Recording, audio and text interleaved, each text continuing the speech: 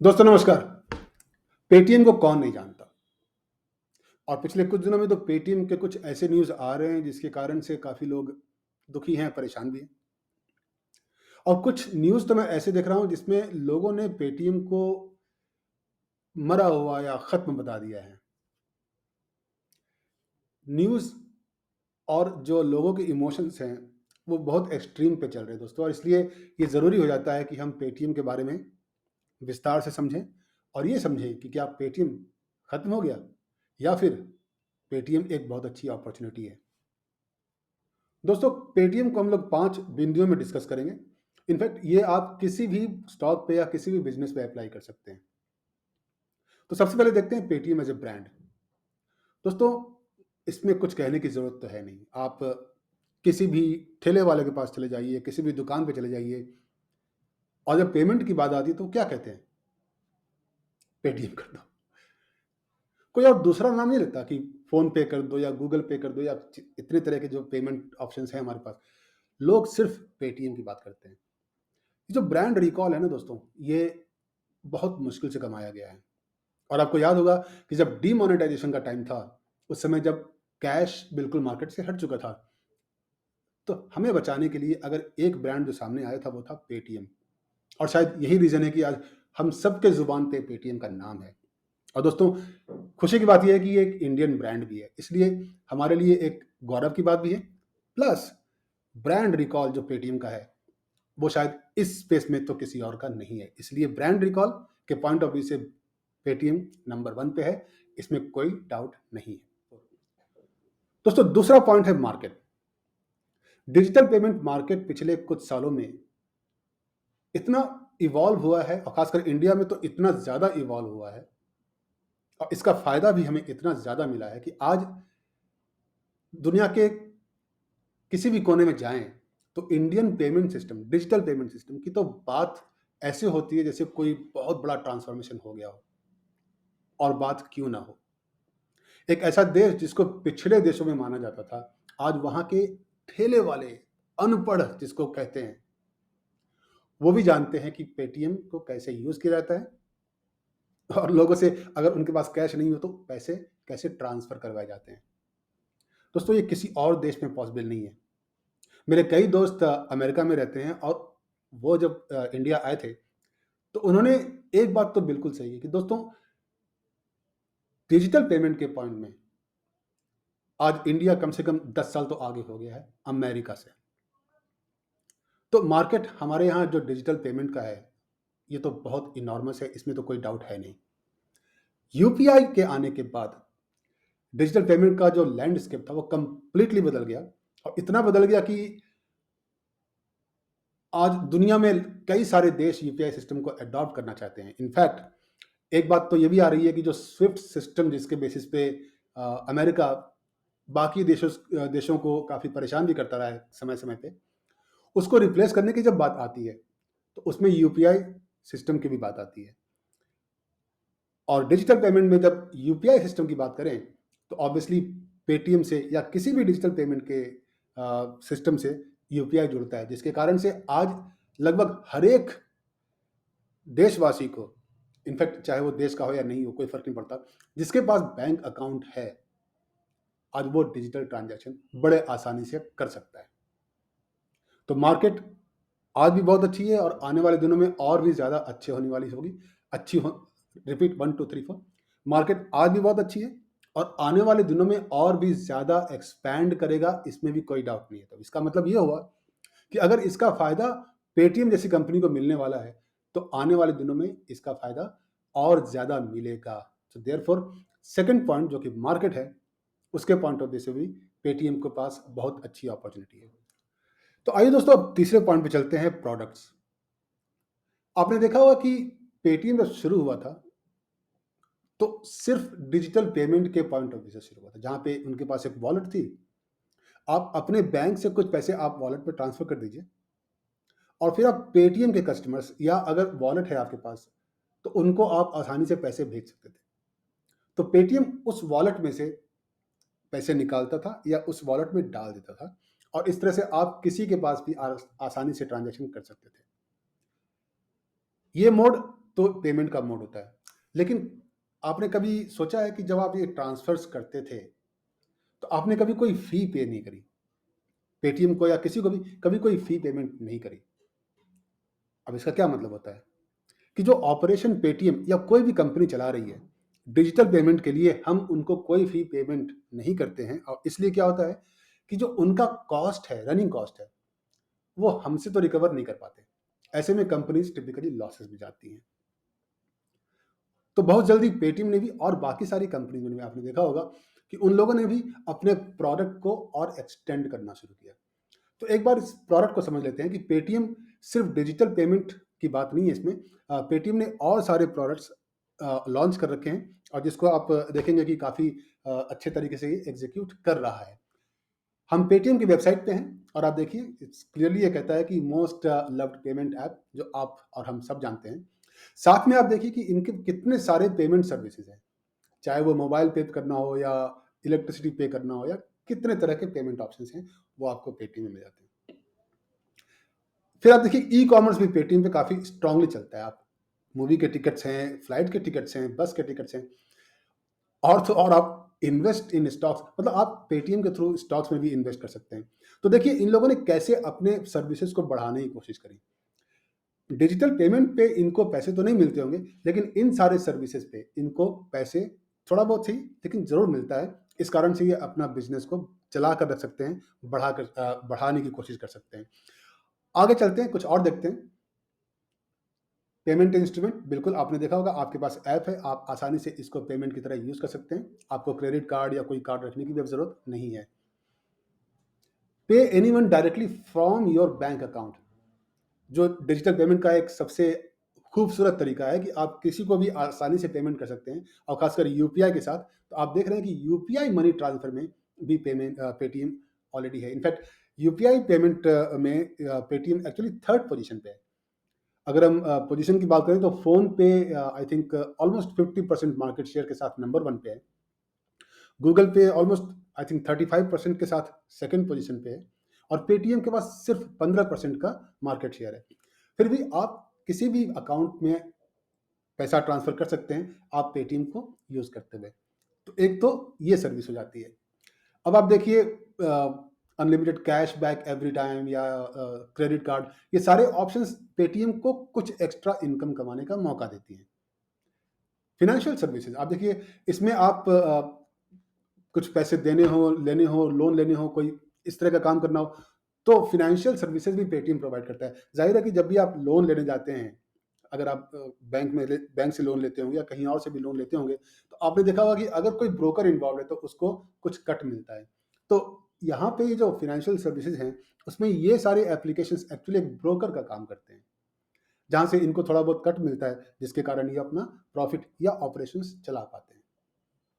अब देखिए दोस्तों एक और चीज़, build long term wealth and achieve your goals, मतलब यहाँ पे आप इन्वेस्टमेंट जब करते हैं म्यूचुअल फंड में, स्टॉक्स में, फ्यूचर्स एंड ऑप्शंस में भी है इनफैक्ट पेटीएम, ये भी एक तरह का सर्विस है जहाँ से ये जब भी आप कोई स्टॉक खरीदते हैं, बेचते हैं या कोई भी ट्रांजेक्शन करते हैं, तो एक छोटी सी अमाउंट इसको मिलती है। तो वहाँ भी एक ब्रोकर की तरह काम कर रहे हैं। यहाँ भी एक सर्विस है जिसमें पेटीएम शायद थोड़ा बहुत पैसा बनाता होगा। आई डोंट नो कितना बड़ा इनका मार्केट है, बट यहाँ से पैसे बनाता होगा, ये बात तो बिल्कुल तय है। सिमिलरली इंश्योरेंस, इंश्योरेंस खरीद में कुछ ब्रोकरेज मिलती है। सो ऑब्वियसली जब आप पेटीएम से कोई इंश्योरेंस खरीदते हैं तो पेटीएम को थोड़े बहुत पैसे मिलते होंगे, तो ये सर्विस भी पेटीएम यूज़ करता है। पर्सनल लोन्स हैं, सेम, इनको कुछ कट आउट मिलता होगा इसमें। बिज़नेस सर्विसेज़ हैं, जैसे कि अगर आपको कोई ई-कॉमर्स लॉन्च करना है और अमेज़न पे जाना है फॉर एग्ज़ाम्पल, और अगर आपने कोई प्रोडक्ट बेचा हुआ है, तो उनका जो ट्रांज़ैक्शन है, वो किसी बैंक अकाउंट या किसी कॉर्पोरेट अकाउंट से या बिज़नेस अकाउंट से लिंक होना ज़रूरी होता है। तो वहाँ भी पेमेंट सर्विसेज़ हैं, जहाँ पे जब भी आप कोई सामान खरीदेंगे, तो टेक्निकली आप पेटीएम के अकाउंट से करते होंगे, तो इसलिए एक ऑप्शन यहाँ मिलता है कि आप बिज़नेस सर्विसेज़ को भी पेटीएम से चला सकते हैं। तो आप देख रहे हैं कि कितने तरह के सर्विसेज आपको मिल रही हैं। इन शॉप पेमेंट, अगर आप किसी दुकान पे जाते हैं, वहाँ पे अगर कोई पेटीएम, इनफैक्ट ये तो आपने सबसे ज़्यादा देखा होगा, छोटे से छोटे दुकान पे भी जाते हैं, तो ये जो पेटीएम का टैग आप देख रहे हैं, वो लगभग हर दुकान में सबसे सामने लगते हैं। आप सीधा फ़ोन उठाते हो, पेटीएम करो। हुँ? तो ये तो आप देख ही रहे हैं। वैसे इनसे इससे इनको कोई ख़ास फ़ायदा, इनफैक्ट कोई फ़ायदा नहीं होता, बिकॉज़ हम लोग कोई ट्रांज़ैक्शन फ़ी पे नहीं करते। इसलिए इनको ऑपरेशंस चलाने के लिए जो कैश की ज़रूरत पड़ती है, वो ऑब्वियसली इनको खुद पेमेंट करना पड़ता है, हम नहीं करते। तो आप देख रहे हैं कि कितने तरीके के ऑप्शंस पेटीएम ने निकाल रखे हैं। और आइडिया क्या है? आइडिया ये है कि किसी तरीके से जो अपने सर्विसेज़ हैं, जो पेमेंट या डिजिटल सर्विसेज़ हैं, उसको यूज़ करते हुए पैसे कमा सकें, ताकि कंपनी को प्रॉफ़िट में लाया जा सके। तो दोस्तों, आते हैं अपने मेन मुद्दे पे। 2 दिन पहले आरबीआई ने एक डायरेक्टिव इश्यू किया पेटीएम बैंक को कि आप अपना लोन लेने का या कोई भी डिपॉज़िट वगैरह का ऑपरेशन बंद कर दें। उससे करीब 2 हफ्ते पहले भी आपने देखा होगा कि जो फ्रेश लोन लेना या इस तरह के कोई भी ऑपरेशंस थे, उसको बंद करने का डायरेक्शन दिया था, जिसके कारण से ऑब्वियसली मार्केट में काफ़ी हलचल हुई थी। ज़ाहिर है कि कुछ परेशानी तो है, आरबीआई ने कुछ तो देखा होगा, और ये हम उनके जजमेंट पे छोड़ देते हैं। लेकिन पॉइंट क्या है? पेटीएम बैंक ऑपरेशनली बंद तो हो गई होगी इन टर्म्स ऑफ कि वो कोई नया काम ना कर सके, बट एग्जिस्टिंग जो कस्टमर्स हैं, उनके पैसे कहीं गए नहीं। आप घबराइए मत दोस्तों, वो पैसे कहीं गए नहीं। आप अभी भी अपने बैंक को उसी तरीके से ऑपरेट कर सकते हैं जैसे पहले करते थे। और पेटीएम में आई थिंक उन्होंने ये कहा है कि 29 फरवरी तक आप ये पेटीएम बैंक से ट्रांज़ैक्शन कर सकते हैं। उसका इफ़ेक्टिवली मतलब ये है कि आप अपने सारे पैसे वहाँ से निकाल सकते हैं। तो मोटा-मोटी ये है कि आपके पैसे तो कहीं गए नहीं। बट इसका सिग्निफिकेंस क्या है, इसको समझने की कोशिश करते हैं। दोस्तों, जब भी देखते हैं कि हम कोई भी पेटीएम में कोई भी ट्रांज़ैक्शन करते हैं, तो क्या होता है? अगर आप ध्यान से देखें, फॉर एग्ज़ाम्पल अगर हम देखते हैं कि अगर ये पेटीएम ऐप है, तो जब भी आप कोई पैसा निकालने की कोशिश करेंगे, तो ऑफ कोर्स आप यूपीआई के थ्रू करेंगे, तो कहीं न कहीं आपका एक बैंक अकाउंट लिंक होता है। ठीक है जी? तो ये है आपका बैंक अकाउंट। तो जब जब भी आप बैंक से पैसे निकालते हैं पेटीएम के एप्लीकेशन के थ्रू, तो क्या होता है? इस बैंक अकाउंट से आपका पैसा या तो पेटीएम किसी और को दे देता है, इस साइड पे आपका कोई कस्टमर होगा, आप उसके पास पैसे भेज देते हो। तो इफ़ेक्टिवली क्या होता है कि पेटीएम का जो एप्लीकेशन है, वो आपके इस बैंक से पैसे निकाल कर कस्टमर्स को देने में सहायता करता है। ये तो होता है। अब इस केस में क्या हो रहा था कि पेटीएम बैंक, अगर मान लीजिए आपका एक bank account Paytm bank account होता, तो क्या होता? आपका जो पैसा है वो पेटीएम बैंक अकाउंट में है, इसलिए आप किसी भी कस्टमर्स को अपने बैंक अकाउंट से पैसे दे रहे थे। लेकिन कोई ज़रूरी नहीं है कि जो पेटीएम एप्लीकेशन है वो सिर्फ़ पेटीएम बैंक से ही ऑपरेट करता हो।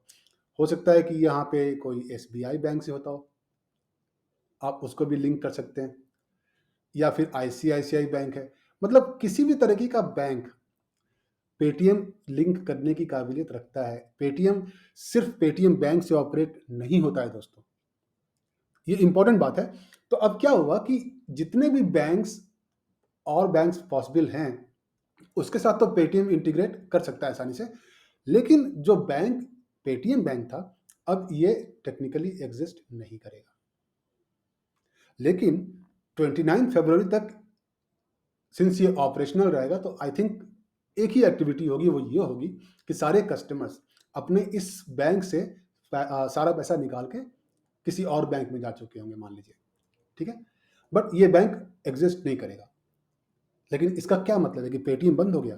तो दोस्तों, आप ध्यान से देखिए, पेटीएम वैसे का वैसे चलेगा, पेटीएम बैंक नहीं रहेगा, लेकिन बाकी सारे बैंक्स रहेंगे।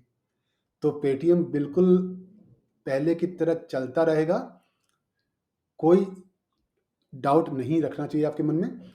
बस पेटीएम बैंक नहीं होगा, इसलिए बैकएंड में आप पेटीएम बैंक के थ्रू ट्रांज़ैक्शन नहीं कर पाएँगे। इसका सिंपल सा मतलब सिर्फ़ ये है। फोर अब दोस्तों, आते हैं अपने चौथे पॉइंट पे, फंडामेंटल्स। मान लिया जाए कि पेटीएम बैंक को कंप्लीटली बंद कर दिया जाता है किसी भी रीज़न से। इसका क्या मतलब हुआ? कि जो पेटीएम बैंक से पेटीएम को फ़ायदे हो रहे थे, वो नहीं पहुँचेंगे। तो देखते हैं कि अगर पेटीएम बैंक सचमुच बंद हो जाता है, तो क्या पेटीएम खत्म? वो कैसे पता करेंगे? वो पता करेंगे फंडामेंटल से। आइए दोस्तों, आपको दिखाते हैं बैलेंस शीट। बैलेंस शीट में आप देख रहे हैं कि एक लायबिलिटी का सेक्शन है, वो ये कहता है कि लगभग 4,000 करोड़ की लायबिलिटी है। ठीक है? नाउ याद रखिए पेटीएम कहीं से पैसे लेता नहीं एक्सेप्ट पेटीएम बैंक। बैंक्स पैसे लेते हैं। आप जो कैश डिपॉज़िट करते हैं, वो बैंक की लायबिलिटी में जाता है, क्योंकि वो पैसे मुझे वापस करने हैं आपको, राइट? तो इसलिए वो लायबिलिटी में जाएगा। सिंस पेटीएम का एक ही ऑपरेशन है लायबिलिटी वाला, वो है बैंक, सो देयरफॉर ये मान सकते हैं कि जो टोटल लायबिलिटी 4,000 करोड़ की है, वो बैंक की है। लेकिन बैंक्स के पास जब पैसे आते हैं दोस्तों, तो वो अपने घर में नहीं रखते। वो भी कहीं न कहीं वो शॉर्ट टर्म के लिए सही, लेकिन वो इन्वेस्टमेंट ज़रूर करते हैं।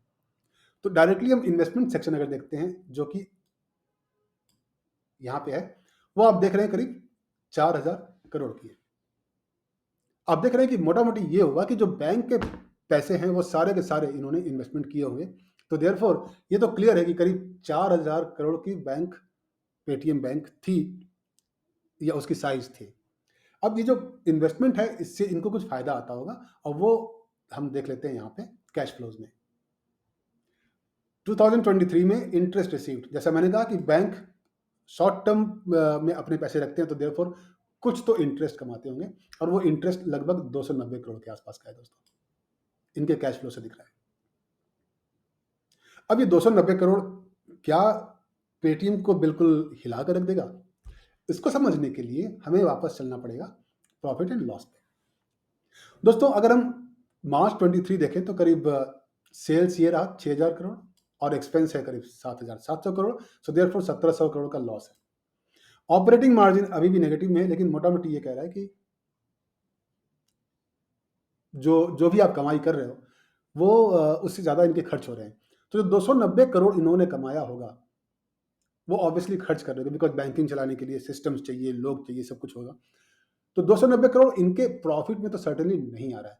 तो अगर हम ये मानते हैं कि 290 करोड़ यहाँ पे जो इनका अ अ, प्रॉफिट आ रहा था, वो हटा दिया जाए, तो हम क्या देख रहे हैं? हम ये देख रहे हैं कि लगभग 336 करोड़ जो अदर इनकम था, उसमें 290 और कम हो जाएँगे। ये तो कह रहे हैं दोस्तों। तो मतलब ये हुआ कि 290 करोड़ जो ऑपरेटिंग प्रॉफिट में है, वो और कम हो जाते हैं। तो देयरफॉर लगभग आप समझ सकते हैं कि जो 1,700 करोड़ का लॉस है, वो 2,000 करोड़ पे आके टिक जाएगा। अगर हम करंट ईयर की बात करें, तो आप देख रहे हैं कि ये लॉस जो टीटीएम है टोटल टिल मंथ, वो करीब 895 करोड़ का है। मतलब ऑब्वियसली पेटीएम कहीं न कहीं प्रॉफिटेबिलिटी की ओर बढ़ रहा था, लेकिन ये इनकम जो है 493 का, ये सडनली कम हो जाएगा। सो प्रॉफिटेबिलिटी में इनको थोड़ा टाइम तो लगेगा, लेकिन आप ये ज़रूर देख रहे हैं कि पेटीएम बैंक के कारण पेटीएम का जो प्रॉफिट लॉस स्टेटमेंट है, वो इतना फ़र्क नहीं दे रहा है दोस्तों। वो एक छोटा-सा फ़र्क दे रहा है, और देयरफॉर ये कहना कि Paytm is dead is a is wrong.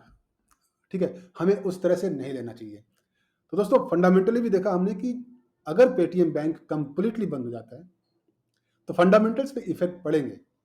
हो सकता है कि प्रॉफिटेबिलिटी जो पेटीएम इस साल में देख रहा था, वो इस साल ना आ पाए, पॉसिबल है। But Paytm as a company, as a brand खत्म होने वाला है, आप क्लियरली देख रहे हैं कि इसमें ऐसा नहीं दिखता है। सो दोस्तों अब आते हैं अपने 5वें पॉइंट पे, स्टॉक्स। इन्वेस्टर्स क्या करें? आप और हम क्या कर सकते हैं?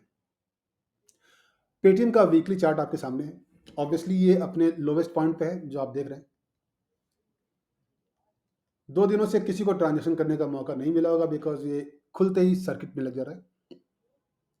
आने वाले कितने दिनों तक ऐसा चलेगा, मुझे नहीं पता। बट एक पॉइंट आएगा जब ये बॉटम कहीं न कहीं तो हिट करेगा। जैसे अभी 487 पे है, वो बॉटम 400 पे है, 300 पे है, मुझे नहीं पता। बट जब भी वो आता है, तो वहाँ पे 2 बातें आप ध्यान रखिएगा दोस्तों। कई लोग जो पैनिक में हैं, वो वहाँ से निकलने की कोशिश करेंगे। ठीक है, जायज़ है।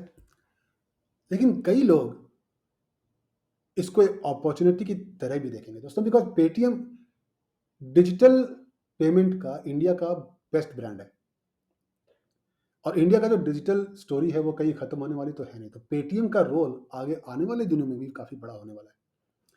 तो कई लोग उसको अपॉर्च्युनिटी की तरह देखेंगे, तो वहाँ पे आपको खरीदारी का भी काफ़ी स्ट्रॉन्ग पोटेंशियल दिखता है।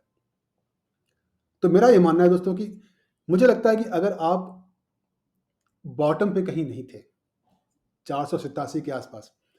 मोस्ट प्रोबेबली सारी खरीदारियां आपकी ऊपर ही हुई होंगी। जब ये सर्किट खुलता है तो हो सकता है कि आप काफ़ी ज़्यादा लॉस में बैठे हुए होंगे। तो मेरे ख्याल से अगर कोई स्टॉप लॉस की थ्योरी लेके आप चल रहे होंगे, तो वो स्टॉप लॉस तो लगने वाला भी नहीं है, मिलने वाला भी नहीं था। तो ऐसे में क्या करें? मान लीजिए अगर आपका 50% लॉस होकर बैठा हुआ है, तो क्या आपको 50% लॉस लेके निकल जाना चाहिए? मुझे लगता है कि ऐसे केस में वो शायद सही डिसीज़न नहीं रहेगा। वो इसलिए क्योंकि हो सकता है कुछ समय के लिए पेटीएम परफ़ॉर्म तो नहीं करे, और मेरा मानना है कि शायद 1-2 क्वार्टर्स तो बहुत अच्छा करने के चांसेस मुझे नहीं दिख रहे हैं, कंसिडरिंग कि अभी बहुत सारे इन्वेस्टिगेशंस होने बाकी हैं। लेकिन इतना बड़ा लॉस लेके निकलना एक ऐसी कंपनी से, जो कि डिजिटल पेमेंट का एक ब्रांड है इंडिया का, जिसको हर कोई जानता है, मेरे ख्याल से वो सही नहीं रहेगा। लॉन्ग टर्म इन्वेस्टर्स जो हैं, जो एक्यूमुलेट कर रहे हैं, वो निचले स्तर पे अगर वो एक्यूमुलेट कर रहे हैं, तो करते रहेंगे। आई थिंक वो एक अच्छी स्ट्रैटेजी रहेगी। अब क्वेश्चन ये है कि इसका बॉटम क्या है, इसका टॉप क्या है? दोस्तों, इस वक़्त बताना ऑब्वियसली बहुत मुश्किल है। अगर मैं कोई फिगर लूँ तो मुझे लगता है कि अ, मेरे पास कोई बेस नहीं होगा। But again, Paytm is not dead. Paytm India का डिजिटल स्टोरी है। पेटीएम इंडिया की डिजिटल स्टोरी का एक ब्रांड है, और देयरफॉर इस ब्रांड को यूँ ही खत्म कर देना मेरे ख्याल से इतना आसान नहीं होता। और आई एम श्योर कि इंडियन जो इकोसिस्टम है, वो भी इसको काफ़ी स्ट्रांगली देखेगा। किसी अच्छी चीज़ को इतनी आसानी से खत्म करने की कोई ज़रूरत नहीं है। अगर कोई गलती हुई है, मुझे नहीं पता। मैं बस ये गेस कर रहा हूँ कि आरबीआई ने अगर ये डिसीज़न लिया है, तो सही लिया होगा। कुछ ना कुछ तो गड़बड़ियाँ हुई होंगी। अगर वो गलती हुई है, तो उसको सुधारने का मौका भी दिया जाना चाहिए, दिया जाएगा भी मुझे लगता है। लेकिन एज़ एन इन्वेस्टर, पेटीएम जैसे ब्रांड में ऐसी जगह पे इन्वेस्ट करने के लिए आपके पास बहुत अच्छे मौके मिलेंगे। अभी सिंस ये मार्केट फॉल कर रहा है, मेरे ख्याल से अगर आप फ्रेश एंट्री बनाने की कोशिश कर रहे हैं, तो आई विल से कि may be it is too early. आराम से इसको सेटल होने दीजिए। देखिए कि कहाँ तक जाता है। ये भी ऑब्ज़र्व कीजिए कि स्टोरी कहाँ तक जाती है, और आपको बहुत आराम से ये टाइम देगा। मैं भी अगर आपको बताने की कोशिश करूँगा जब वो टाइम आएगा कि पेटीएम में अब क्या सिचुएशन है, आपको समय पे मैं हमेशा आपको इत्तिला करता रहूँगा। आई गेस आज की पेटीएम की स्टोरी हम यहीं खत्म करेंगे दोस्तों। अगर आपको कोई सवाल है तो आप कमेंट में ज़रूर डालिए, बिकॉज़ काफ़ी क्वेश्चंस हम सबके मन में हैं, और सारे आंसर्स किसी के पास नहीं है इस वक़्त। तो एक-दूसरे को हम सपोर्ट करें। आप कमेंट में अपने क्वेश्चंस डालिए, और हम सब मिलकर उसको आंसर करने की कोशिश करेंगे। लेकिन एक गारंटी मैं आपको ज़रूर दे सकता हूँ कि जब चीज़ें एक ऐसे लॉजिकल एंड पे आएँगी, तो मैं आपको वापस आकर ज़रूर बताऊँगा कि आने वाले दिनों में पेटीएम क्या करने वाला है।